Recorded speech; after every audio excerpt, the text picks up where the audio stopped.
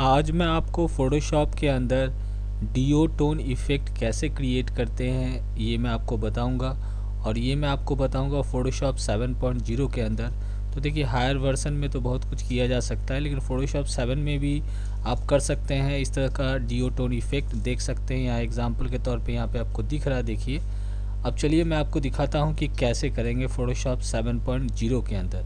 तो इस फ़ोटो को फ़िलहाल मैं मिनिमाइज़ कर देता हूँ। तो सबसे पहले फ़ोटोशॉप 7.0 को ओपन करें। करने के बाद यहाँ हम लोग फाइल में जाते हैं। जाने के बाद न्यू में क्लिक करेंगे।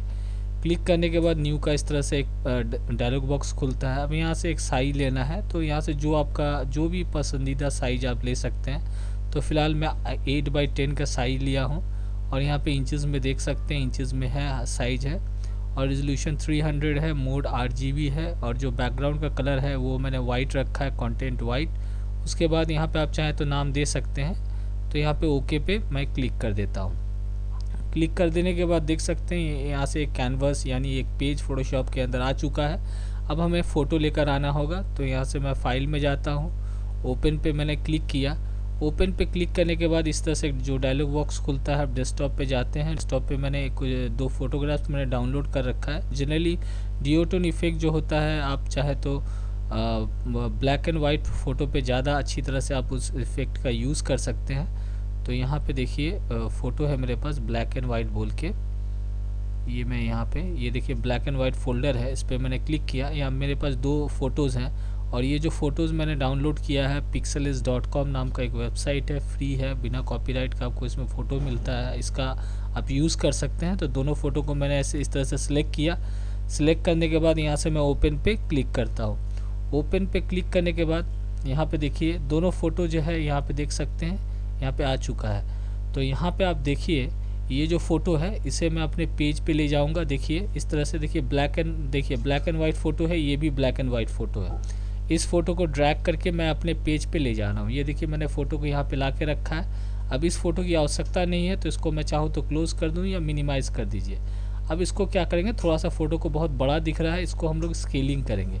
तो स्केलिंग करने के लिए या तो Ctrl+T प्रेस कीजिए, अदरवाइज़ यहाँ पे देखिए शो बाउंडिंग बॉक्स है, इसको ऑन रखिएगा। तो यहाँ पे स्केलिंग का देखिए यहाँ पे आपका बटन दिखाई दे रहा है, इसको इस तरह से ड्रैग कीजिएगा। ये सिंपल सा तरीका मैं आपको बता रहा हूँ। ऑल्ट शिफ्ट के साथ ड्रैग कीजिएगा तो इक्वली आप इस तरह से कर सकते हैं इसको छोटा बड़ा। तो मैं इसको थोड़ा सा पेज के हिसाब से इसको मैं एडजस्ट करूँगा। देखिए यहाँ पे ये मैं यहाँ पे एडजस्ट कर देता हूँ, थोड़ा नीचे भी कर दिया मैंने, यहाँ तक कर दिया मैंने। करने के बाद ये पहला फ़ोटो यहाँ पे मैंने लगा दिया अपने पेज पे, ये देखिए आ चुका है। अब हम लोग क्या करेंगे, ये जो दूसरा फ़ोटो है इसको भी ड्रैग करके इसी फ़ोटो के ऊपर हम लोग ले जाएंगे। अब देखिए लेयर पैलेट को अच्छी तरह से समझना होगा। तो यहाँ पे लेयर पे देख सकते हैं बैकग्राउंड लेयर बाय डिफ़ॉल्ट बन जाता है। उसके बाद मैंने क्या किया, एक फ़ोटो यहाँ पे लगाया है। अब ठीक इसके ऊपर ये जो ब्लैक एंड वाइट फ़ोटो है इसको मैं ला के इसके ऊपर रखूँगा। सेम वही टेक्निक है। अब जो भी फ़ोटो लेकर आते हैं एक अलग सा विंडो में आता है। अब इसको ड्रैग करके अपने पेज पे मैं ले जा रहा हूँ। ये देखिए मैंने इसके ऊपर एक फ़ोटो रख दिया। अब इसको भी चाहे तो आप क्लोज़ कर दें या मिनिमाइज़ कर सकते हैं। अब यहाँ पे फ़ोटो तो आ चुका है, देख सकते हैं। इसको भी थोड़ा सा हम लोग Ctrl+T करके स्केलिंग कर देते हैं। इस फ़ोटो के बराबर रहेगा तो ज़्यादा अच्छा लगता है देखने में। इसको भी और थोड़ा छोटा कर देते हैं। ये मैं देखिए यहाँ पे इसको लगा देता हूँ। देख सकते हैं फ़ोटो मैंने यहाँ पे लगा दिया। अब देखिए यहाँ पे अगर आप गौर कीजिएगा तो देखिए यहाँ पे लेयर का पैलेट को ध्यान से देखिएगा। लेयर का पैलेट में आपको समझना होगा। तो देखिए सबसे नीचे एक मेल का फ़ोटो है, यहाँ पे मैं इसका क्लोज़ करता हूँ, मेल का फ़ोटो लगाया है। ठीक उसके ऊपर देखिए एक फीमेल का यहाँ पे मैंने फ़ोटो लगा चुका हूँ। तो ऊपर का जो फ़ोटो है, ऊपर का जो लेयर है उस पर देखिए ये जो फीमेल का फ़ोटो है ये सिलेक्ट किया है मैंने लेयर पैलेट पे। और यहाँ पे मैं राइट क्लिक करता हूँ। राइट क्लिक करने के बाद एक लिस्ट इस तरह से ड्रॉप डाउन लिस्ट आता है। यहाँ पे देखिए ब्लेंडिंग ऑप्शंस है, इस पर आपको क्लिक करना है। क्लिक करने के बाद क्या होगा, ब्लेंडिंग ऑप्शन का इस तरह से एक डायलॉग बॉक्स खुलता है। अब यहाँ पे देखिए लेयर स्टाइल इस तरह बता रहा है। यहाँ देखिए जनरल ब्लेंडिंग जो है, ब्लेंड मोड नॉर्मल रखा है, ओपेसिटी 100 है। बाकी देखिए सब जो सेटिंग है एज इट इज़ है। अब यहाँ पे गौर से देखिएगा, तीन यहाँ पे बॉक्स दिया हुआ है, चैनल्स में दिया है, एक R है, एक G है, एक B है।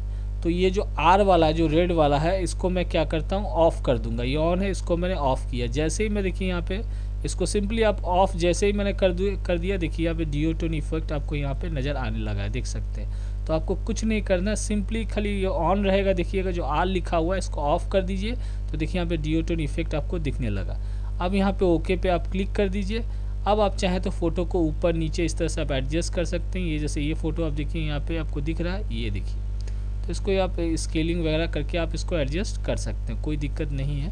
जैसे यहाँ पे मैं इसको और थोड़ा सा बड़ा करना चाहूँ तो बड़ा कर सकता हूँ। ये देखिए इस तरह से आप इसको यहाँ पे लगा सकते हैं, थोड़ा सा स्केलिंग करके। और यदि ऊपर हम लोग इसको सेट करना चाहें तो कर सकते हैं। ये मैं कंट्रोल करके थोड़ा माइनस कर देता हूँ। ये जो मेल का फ़ोटो है थोड़ा छोटा नज़र आ रहा था, ये देखिए मैंने यहाँ पे सेट कर दिया।